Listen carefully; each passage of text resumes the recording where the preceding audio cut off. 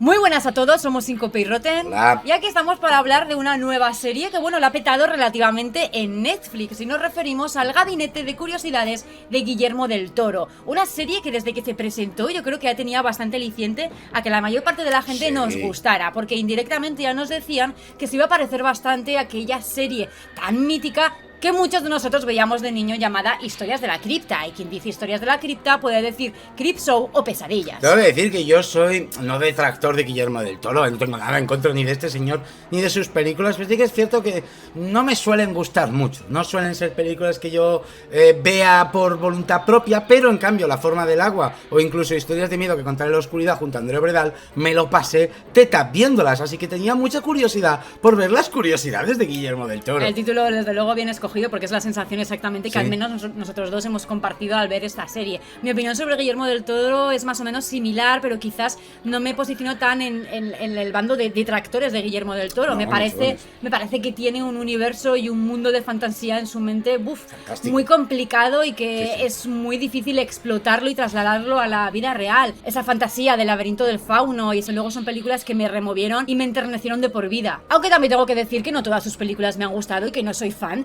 de su filmografía global. Y tampoco de esas personas que cuando ven que ha hecho un trabajo nuevo se vuelve como loca para ver qué ha hecho. Antes de hablar de cada una de las historias, yo quiero aplaudir porque me encantó la forma de presentar esta serie. La forma de ser Guillermo del Toro, dando ese tono creepy, pero a la vez tan de narrador, con esa especie de maqueta que han construido para la serie, que él va poniendo el mecanismo en funcionamiento para que la veamos crecer, para luego en cada una de las historias sacando un objeto que será determinante para esas pequeñas historias. Fantástico, no tengo ninguna queja, al contrario, cuando vi eso dije, uy, esta serie me va a gustar mucho. Ese pequeño objeto y también la figurita representativa del director o la directora que ha hecho el episodio en concreto que está presentando. La verdad que una delicia y un pequeño detalle que hace que ya tengas la sensación de estar viendo una serie en formato de antología o una serie que, a pesar de que sus capítulos son independientes, sí que están relacionados de alguna forma. La presencia de Guillermo del Toro ahí en cada presentación de cada capítulo, con esa narrativa estereotipada, la verdad que ha sido fundamental para sentir que estábamos viendo algo que estaba hecho en su conjunto. Pero ahora sí, vayamos a los capítulos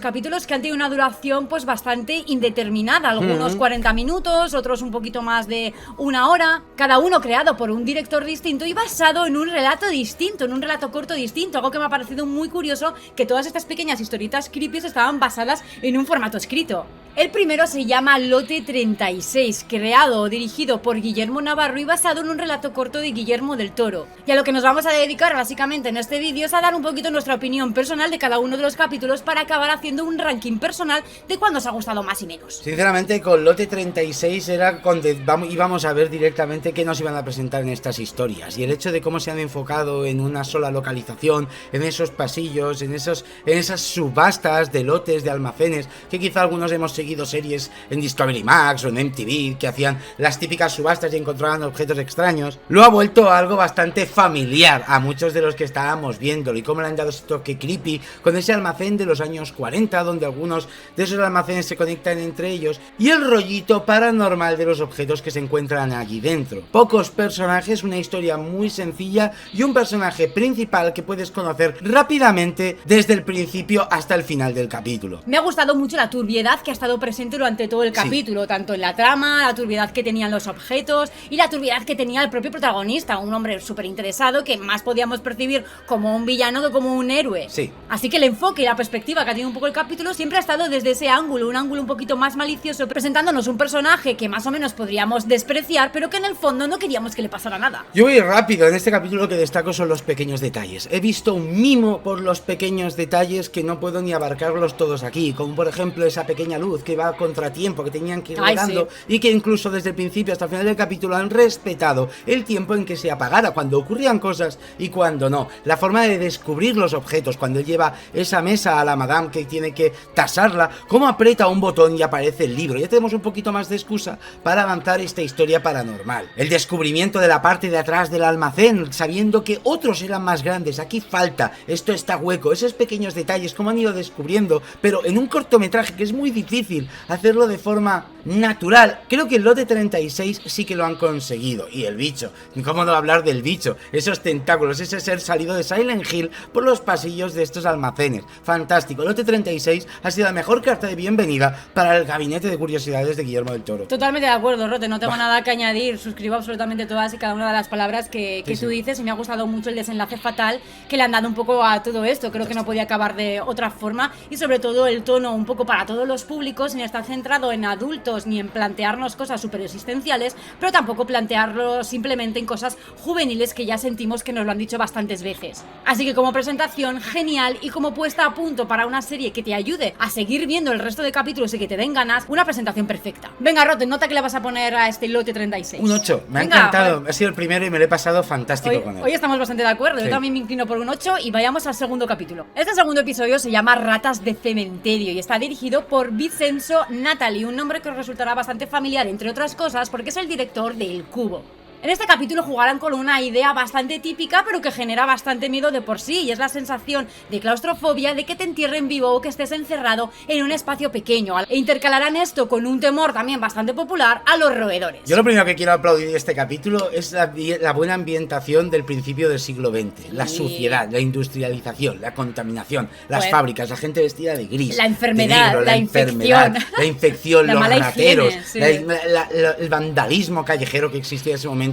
Y sobre todo a nuestro protagonista, el enterrador. Sí, desde luego tú te has pasado todo el capítulo diciendo, joder, qué mala época para vivir. Y es que precisamente eso es lo que se respiraba en ese ambiente, así que en ese sentido, chapo. El título de Ratas de Cementerio, o Graveyard Rats, de verdad me gusta mucho cómo está jugado con el juego de palabras, tanto de las ratas que viven en el cementerio, como esos rateros que roban a los muertos, no respetando el descanso eterno, quitándoles las joyas, los dientes de oro, como precisamente esos ratas, gente que vive del resto de los demás. Pero bueno, avanzando un poco en la historia, quiero aplaudir la claustrofobia y cómo la han mostrado en este capítulo. Quiero decir que he habido mucho paralelismo entre esta serie y VHS 99. Yo sé que VHS 99 todo tiene que estar grabado cámara en mano, pero visto cómo lo hicieron, ojalá hubieran hecho algo más parecido a lo que hemos visto aquí, donde sí es verdad que no hemos visto cómo alguien lo entierran vivo per se todo el capítulo, pero sí que hemos sentido la claustrofobia en los ataúdes, bajo suelo, en esos túneles donde las ratas cavaban para llevarse esos cadáveres. Joder, y qué ratas, al principio eran como conjuntos de ratas que dices, bueno, yo no soy una persona que le da miedo los roedores, y de hecho siento hasta cierta ternura por los roedores y por las ratas también en concreto, pero verlas todas en su conjunto en esa ambientación, la verdad es que daba bastante grimilla, o daba bastante sensación de rechazo, por no hablar de ese Ratman, de nuevo haciendo un poquito referencia a VHS, a esa rata enorme, a esa mamá rata que daba de mamar a sus ratoncitos, que ha hecho las delicias y las pesadillas de nuestro protagonista, un protagonista que sigue un poco el perfil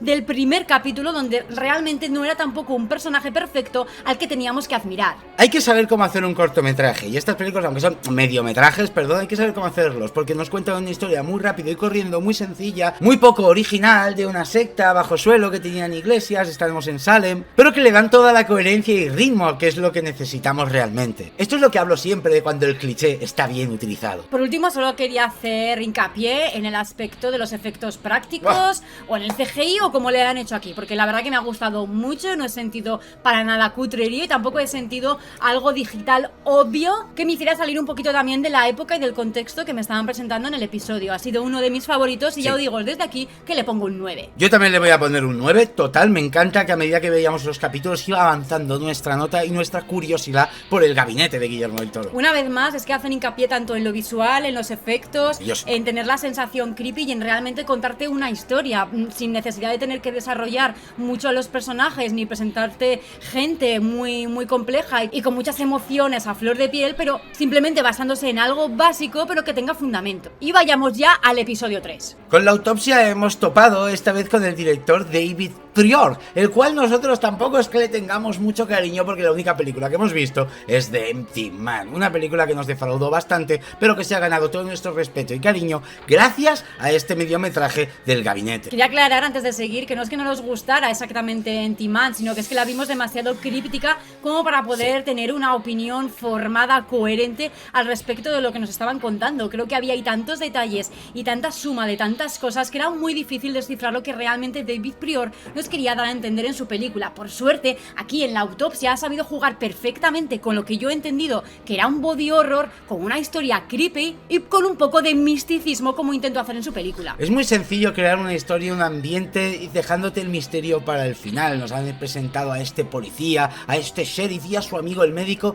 que tiene 6 meses de vida debido a un cáncer. Como nos explica la desaparición de algunas personas del pueblo e incluso mediante un flashback como esos mineros han sido explotados por una especie de bomba extraña que les ha tirado un propio compañero. Aquí quiero hacer una pausa para alabar cómo está contada precisamente este capítulo. Sí. El formato de narrativa que tiene, cómo funciona por flashback, cómo está estructurada la historia para que tú tengas curiosidad y ganas de ver cómo pasó eso. Y cómo han llegado a ese punto y qué sentido tiene con todo el resto del médico forense que te están contando. Repito que me parece increíble cómo nos cuentan esta historia, cómo la cuentan de forma policíaca, la investigación, ellos dos, para acabar todo el clímax en una sola habitación, en una morgue antigua, una morgue de esas que miras y lo ves todo sucio, húmedo, pero que en realidad el señor que la lleva no es precisamente Orozco el embalsamador, sino que tiene algún tipo mejor trato hacia esos muertos. Mucho respeto, desde luego. Siempre que iba a pasar el bisturí por algún muerto, primero le pedía permiso, se disculpaba, en cierto modo, por abrirle así en canal y vaciarle para estudiarle. Cómo nos va mostrando poco a poco que algo está ocurriendo, pequeños ruidos, los cuerpos, cómo los va autopsiando, sacando los órganos y explicándolos al público a la vez que a la grabación para su amigo el Nate, el sheriff, lo que les ha ocurrido a estos cuerpos, pero llegando al clímax de que este muerto se levante y resulte ser un ser cósmico, un ser de otro planeta que ha venido a parasitar a los terrícolas. A parasitar porque no le queda otra, porque en sí es un ser endeble, ridículo,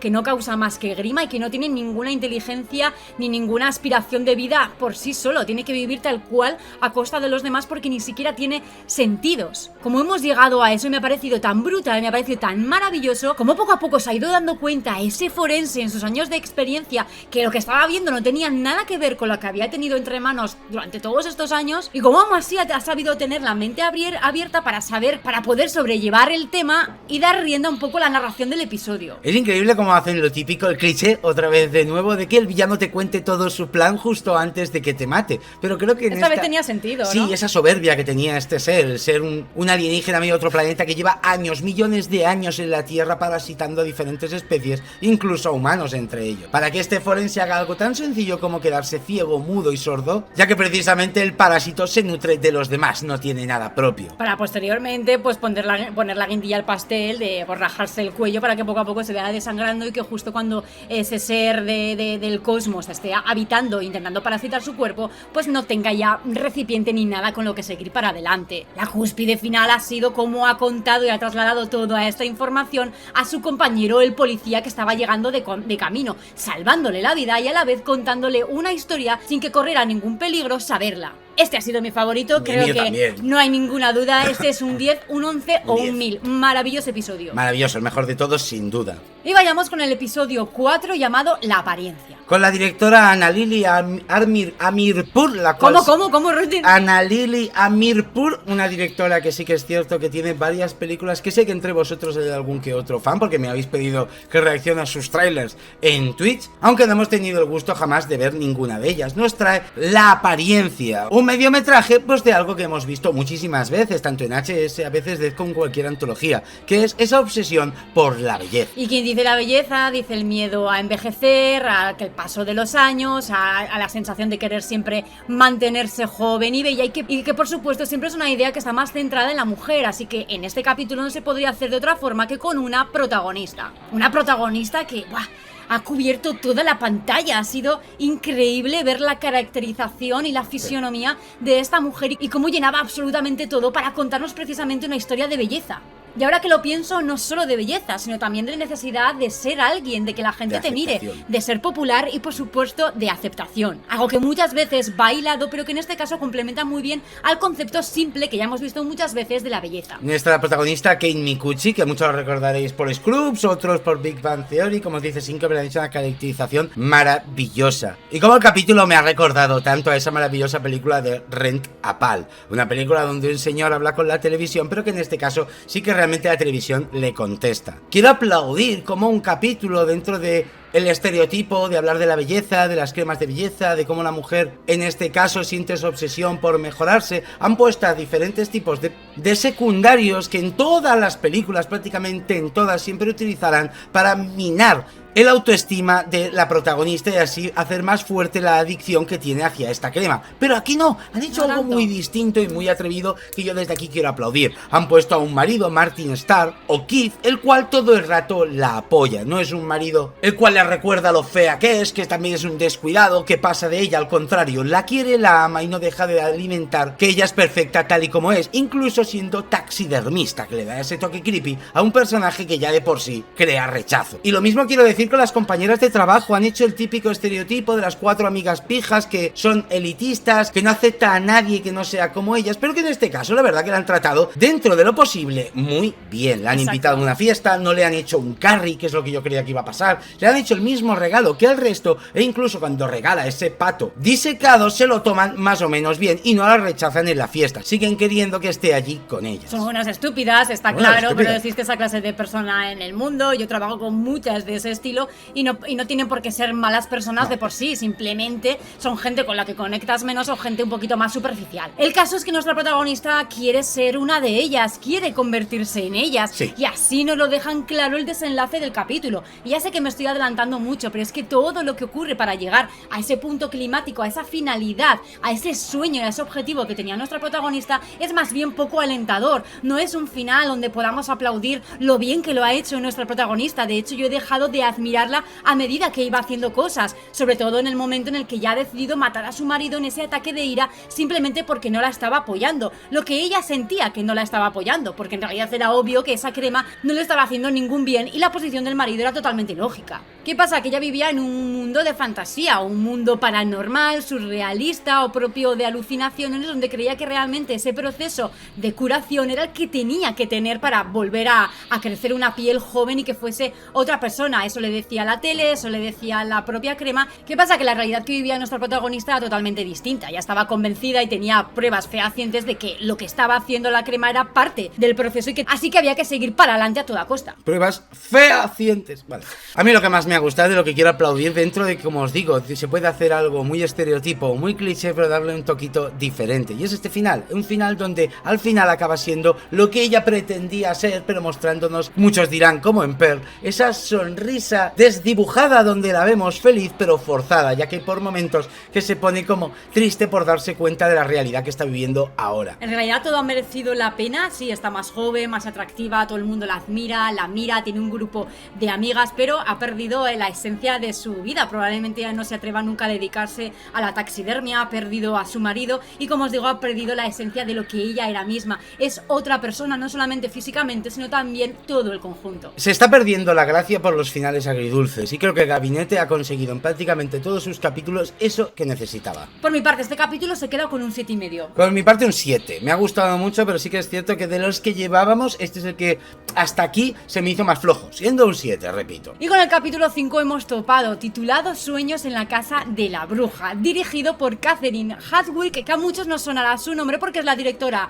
de Crepúsculo y de 13. E incluso de Red Riding Hood de terror, o sea, de la Caperucita Roja de terror. ¿Quién se acuerda de esa película? Una de las cosas también interesantes de este episodio es que está basado en un relato corto del gran H.P. Lovecraft. Y por primera vez voy a decir que el protagonista es nuestro amigo Rupert Green, el que conoceremos como Ron en Harry Potter o en Servan como el cuñado. Vamos a ir muy al grano con este episodio porque creo que los dos compartimos la sensación de lo ocurrido aquí. Creo que es muy complicado trasladar un relato corto de Lovecraft hecho allá en antaño al día de hoy, a la actualidad y a la gran pantalla, a la cinematografía. Doy por hecho que seguro que si me leyese este relato, a pesar de que sentiría que la idea es una idea antigua, seguro que la narración me gustaría. Así como la construcción del personaje, las pausas, la descripción e incluso el retrato de la época. Pero visto visto con mis propios ojos y en la pantalla se me ha hecho un pelín largo, un pelín lento, incluso no he sabido sacarle todo el jugo que creo que tiene la idea en sí, que es muy interesante. Por mi parte creo que me ha pasado todo lo contrario. Yo sí que he intentado leer a Lovecraft, y digo intentar porque cada vez que lo he leído me ha aburrido cosa mala.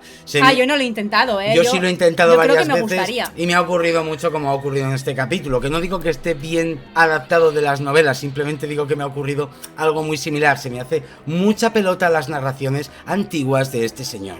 Y con este capítulo sí que es cierto que me ha parecido algo romántico, algo bonito, como este hermano gemelo buscaba a su hermana una vez muerta en ese más allá, como ha dedicado su vida entera en saber si ella está bien o está atrapada en un limbo entre la vida y la muerte. La idea es cojonuda, los actores lo hacen muy bien, pero el capítulo me ha faltado algo de sustancia y se me ha hecho algo infantil. Visualmente, la ambientación, incluso la recreación de esa casa de la bruja y de ese limbo me ha gustado mucho. Pero me pasa también como a Rotten, lo que es la narración en sí, cómo está estructurada la historia. Incluso el desarrollo del personaje se me ha hecho extremadamente lento y extremadamente básico. Y con esto quiero decir que hay cosas que ya deducíamos y que dábamos por hecho y que luego se daban como una especie de importancia rimbombante en la serie que creo que no era necesaria. Como muy de la época de Lovecraft. Y eso es precisamente lo que me ha echado para atrás, viniendo de los capítulos que yo al menos he sentido tan actuales como de los que veníamos. Por lo tanto, ¿qué nota le vas a dar a este? Yo estoy un poco debatiendo entre los demás. Un poco por la idea romántica y porque a mí estas cosas del limbo y demás, la verdad es que me atrapan bastante. Le voy a poner un 5. Yo en mi caso le voy a poner un 5,5, ¿vale? Sí que tiro un poco más para arriba porque me gusta mucho Rupert Grint, cómo actúa, la idea me parece original y dentro de lo que cabe, el capítulo no está mal. Simplemente venimos de unos capítulos con tanta fuerza que quizás se lo hubieran puesto al principio, no habría enganchado o hubiera visto una evolución de la serie distinta. Y vamos con el episodio 7, curiosamente también basado en un relato corto de H.P. Lovecraft. Se nota. Y esta vez dirigido de la mano de Keith Thomas, director de The Vigil y del actual Ojos de Fuego. Decir que es el primero y el único que no ha guionizado su propia historia. Todos los demás son directores y guionistas, pero el amigo Keith no.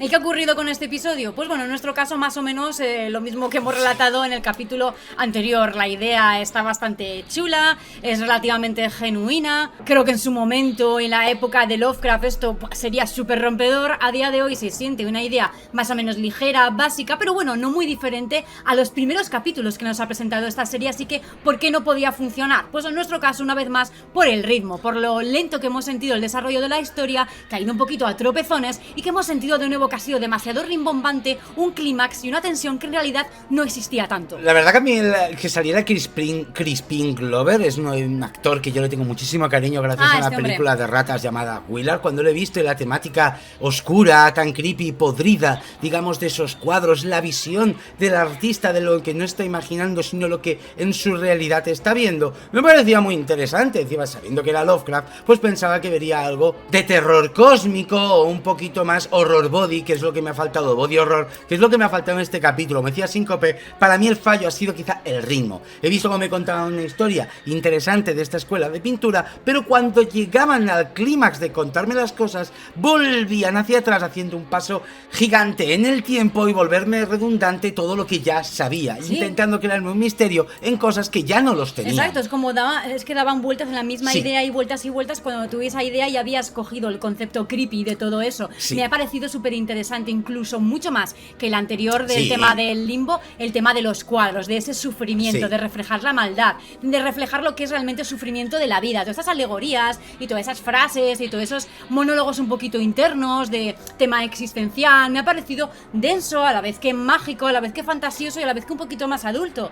Pero por el contrario, el resto de cosas no me han acompañado, así que es una pena, pero se me ha quedado en agua de borraja. Pero en mi caso, como dice 5, le voy a poner un poquito más de nota que al anterior. A este le voy a poner un 6, porque como os digo, toda la serie está fantástica, llevada, diferente cada capítulo, diferente cada director, y eso es lo interesante. Pero las notas van a ser diferentes también, y en este caso se va a llevar un 6. Por mi parte también se va a llevar un poquito más que el anterior, porque el tema de los retratos y nada más y nada menos cómo estaban hechos los cuadros, yo me quedaba maravillada y hubiera pagado millones por ir a un museo con un tipo de cuadros así. Al más rollo estilo la época oscura de Goya, de la que soy absolutamente fanática. Así que por mi parte un poquito más que la anterior, un 5,5.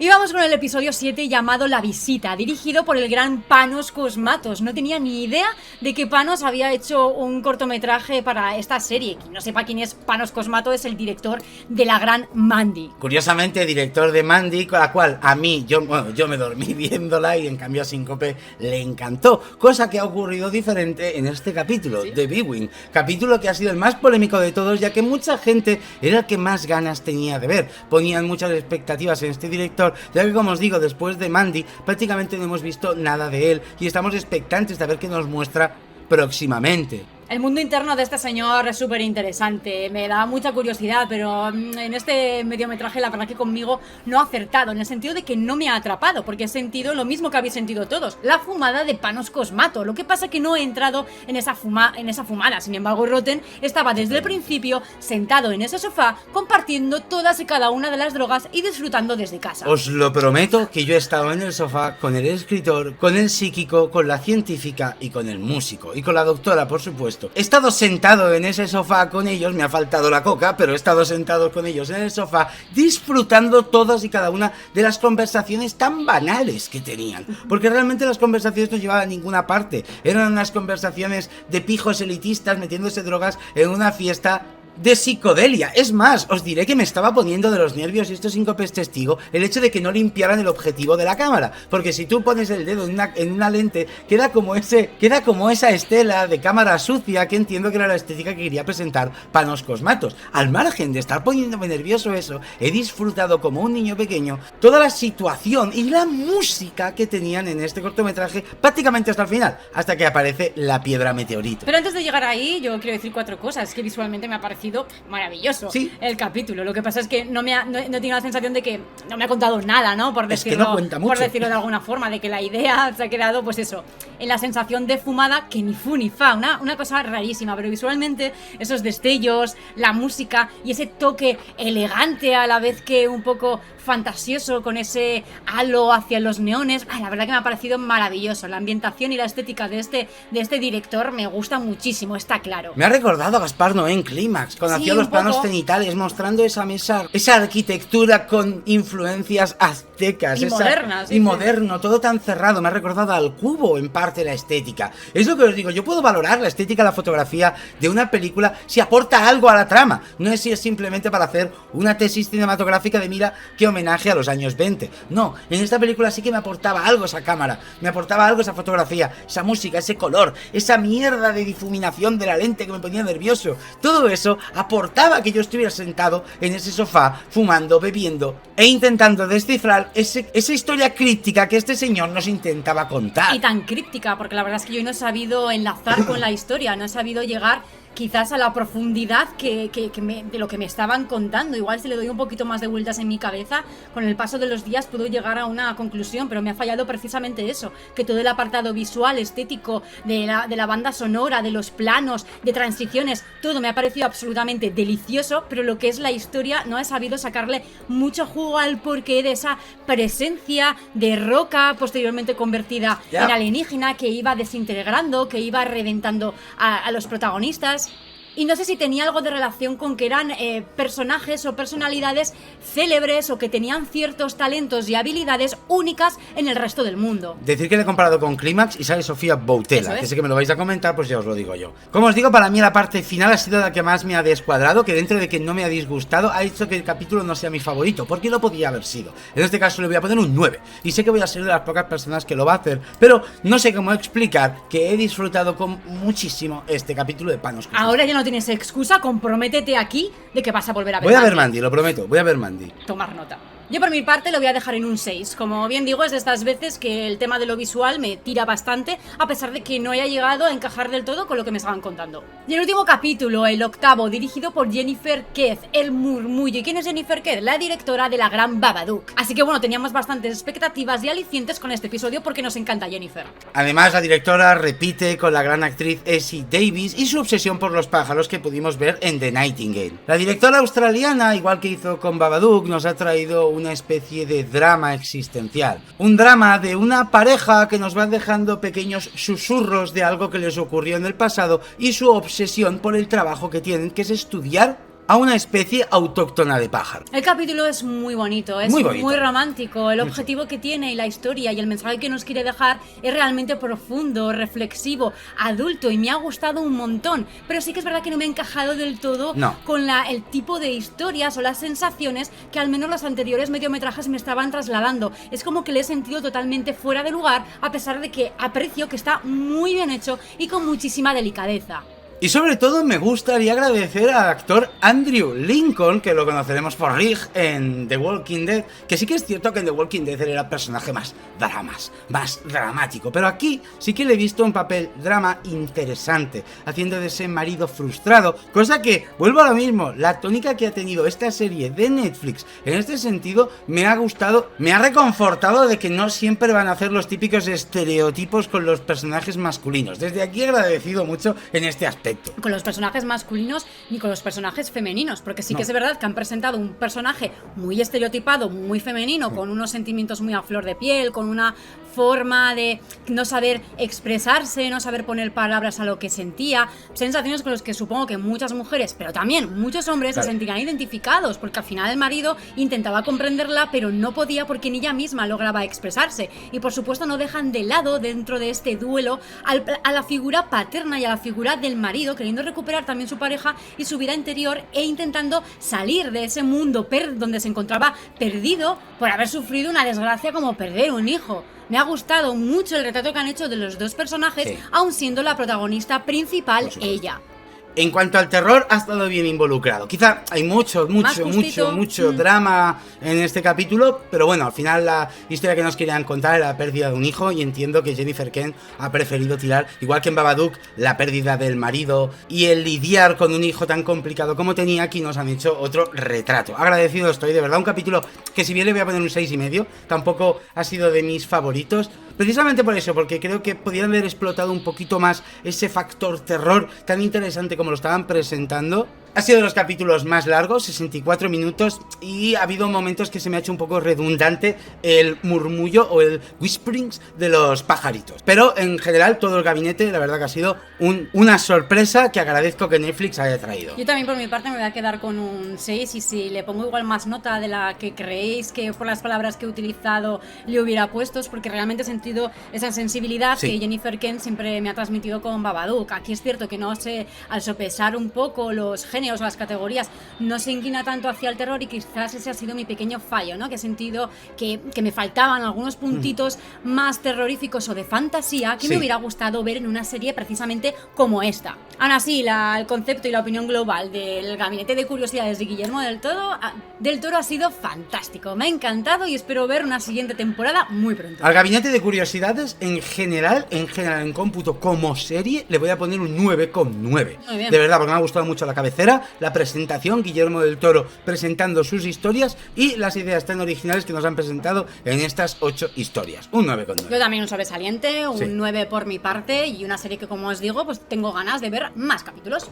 Así que hasta aquí, ahora es vuestro turno. Contarnos en la caja de comentarios cuál es el capítulo que más os ha gustado, el que menos, si estáis de acuerdo con nosotros en la percepción un poco de estos últimos 4, en los que quizás hemos sentido un pelín de decadencia sin llegar a ser malos capítulos, pero es que veníamos de unos capítulos muy intensos. Está claro que para nosotros, al menos, la valoración de los 4 primeros ha sido excelente, mientras que los demás se han quedado en un suficiente o en un bien. Excepto Panos Cosmatos. Así que muchas gracias, Rotten. A ti. Muchas gracias a mis miembros, a los que vais, a los que venís, y nos vemos en la siguiente. Agur.